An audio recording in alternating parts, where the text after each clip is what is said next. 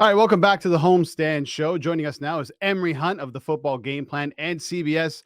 Emory, it's finally done. Aaron Rodgers to the Jets for multiple picks. We'll get into what you think about the deal and whether or not you agree with RG3 if you think the Jets were fleeced or not. But I'll ask you this off the top: a successful season for the New York Jets is what?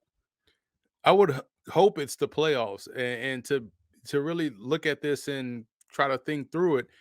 The Jets have to compete with 10 other teams now in the AFC. You think about Baltimore Ravens with Lamar Jackson, Deshaun Watson, Cleveland Browns, Josh Allen, Buffalo Bills, Patrick Mahomes, Kansas City Chiefs, an improved Russell Wilson with Sean Payton and the Denver Broncos, Justin Herbert and the Chargers.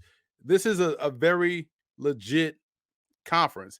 You got Miami with Tua, a healthy Tua. So that's 7 teams right there, which will put the Jets probably eighth. And eight gets you out of the playoffs. So I just feel like, the Jets are hoping that they're getting a 36-year-old, maybe Aaron Rodgers at least, at worst.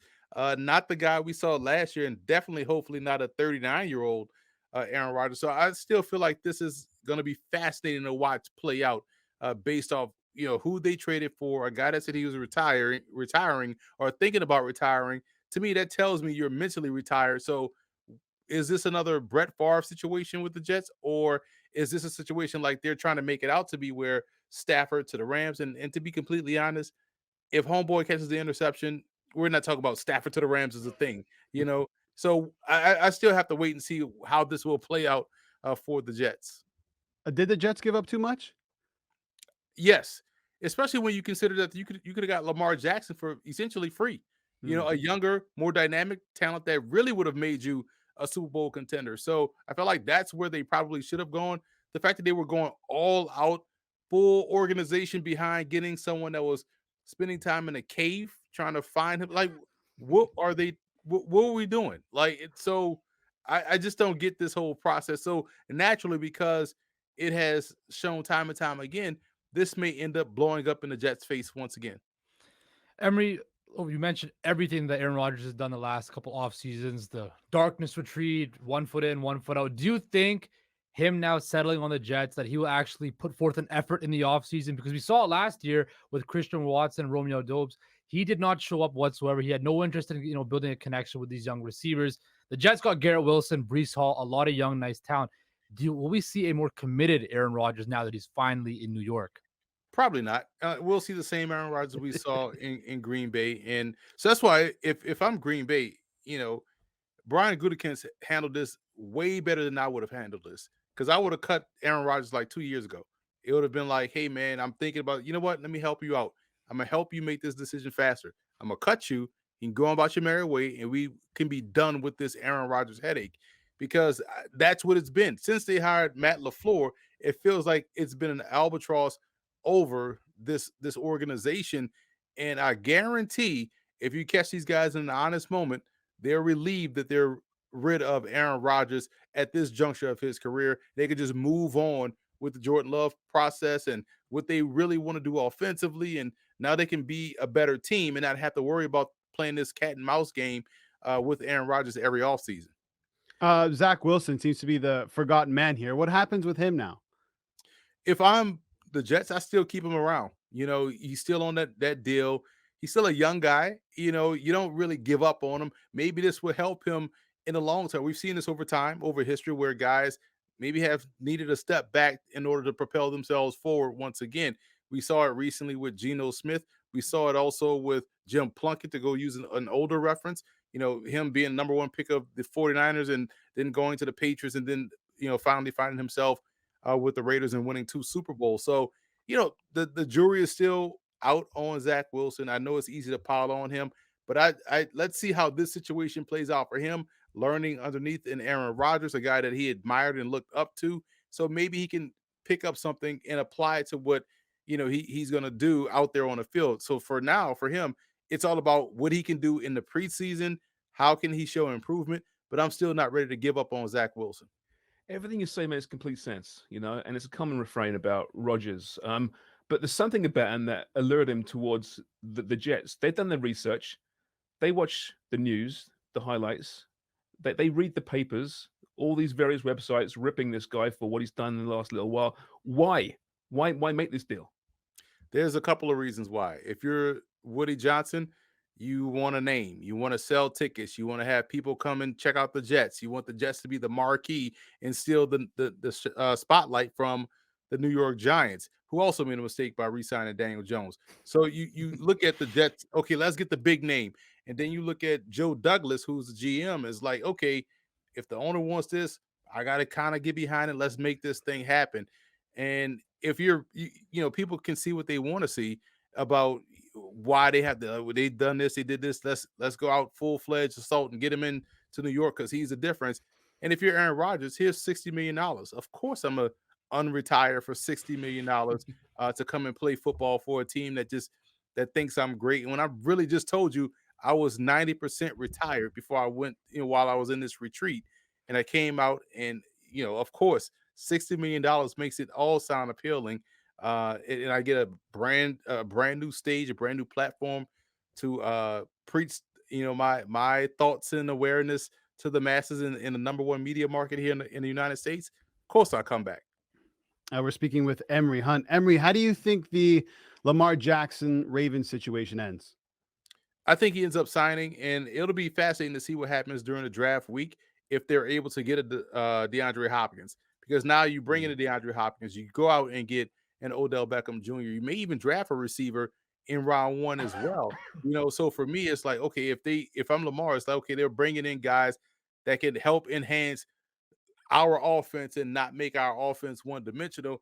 I may then go and sign. But I feel like if you're Lamar, you're kind of waiting until maybe Burrow deal gets done or even a Herbert deal gets done, because you don't want to be the one to now get the highest, and then a couple of weeks later, those two guys get more than you. You might as well just wait till everybody else, gets their contract, and then double down and get the biggest contract if that's what you're shooting for.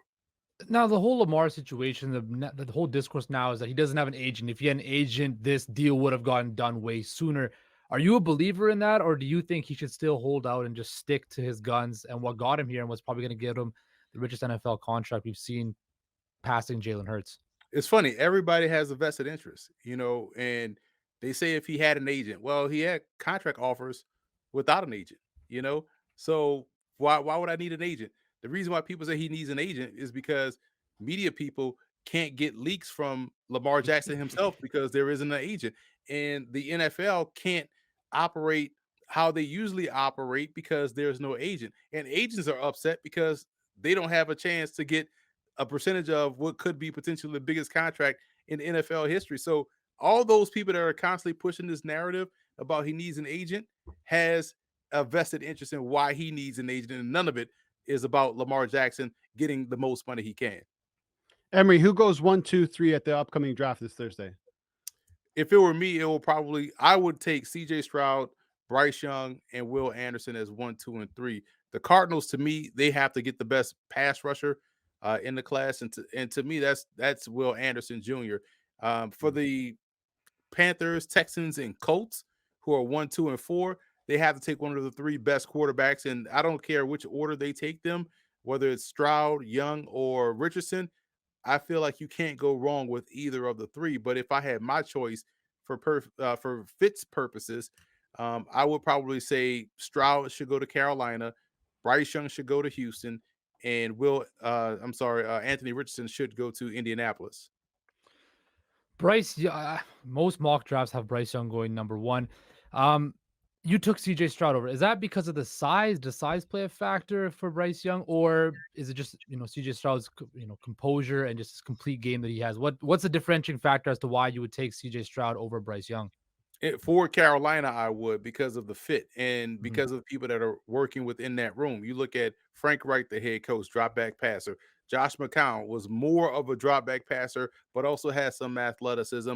Jim Caldwell has worked with drop back passers throughout his whole coaching tenure. So Stroud fits the mold of what they have worked with, what they look like, what they played like at the position. So I feel like that's something that they're familiar with, and they can get him more acclimated, ready to go than anyone else. Plus, if I'm not mistaken, when they made the move from where they were in a draft to pick number one, I want to say it was after Ohio State's pro day.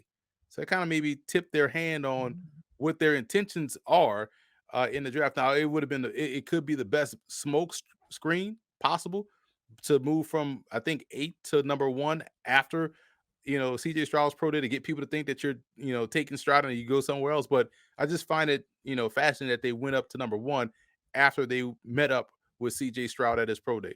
What do you make of all the rumors and talk of and the betting odds of Will Levis shooting up to being, one of the favorites to go be the second overall pick in the NFL draft?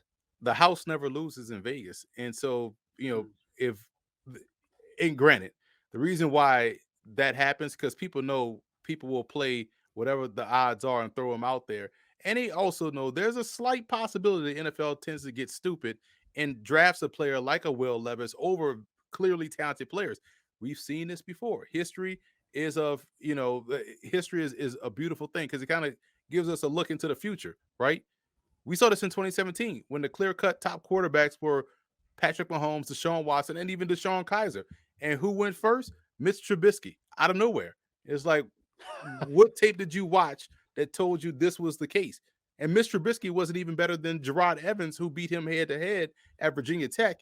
And now Gerard Evans just signed with the team in the European League of Football 2 days ago.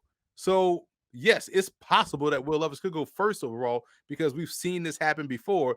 But I think teams have learned their lesson to, hey, we're going to just take the guy that's actually good at football, not based on what we think we like at the position or what the position is supposed to look like, so to speak. Nah, they're going to take the best player. And I would be more shocked if Levis went before all of those guys. And even if he went to number 2 at Houston. Couple minutes left. I want to get to a personal interest of mine. I'm a big Seattle Seahawks fan, of course. 5th overall pick. Tell me the chance Anthony Richardson falls to the Seahawks at number 5. I don't know. There's probably a chance. Again, the league can take Will Levis and not take any one of these quarterbacks high. But if I'm Seattle, I don't even take Richardson. You got Geno Smith. You just gave him some money. Seattle, Anthony Richardson doesn't help your run defense. He doesn't help you get pressure on the quarterback. He doesn't help you stop the run like you couldn't stop the run against San Francisco in the playoffs. So if you're picking there at 5 and Jalen Carter is still on the board, you take Jalen Carter. And if you, for whatever reason, Richardson is still on the board when you pick later in the first round, you take a pass rusher because until Seattle gets better on defense, Anthony Richardson won't help them at all. Emory, it's going to be an interesting draft, fascinating draft. Thanks so much for doing this. Let's talk again soon. Appreciate you guys. Thanks for having me.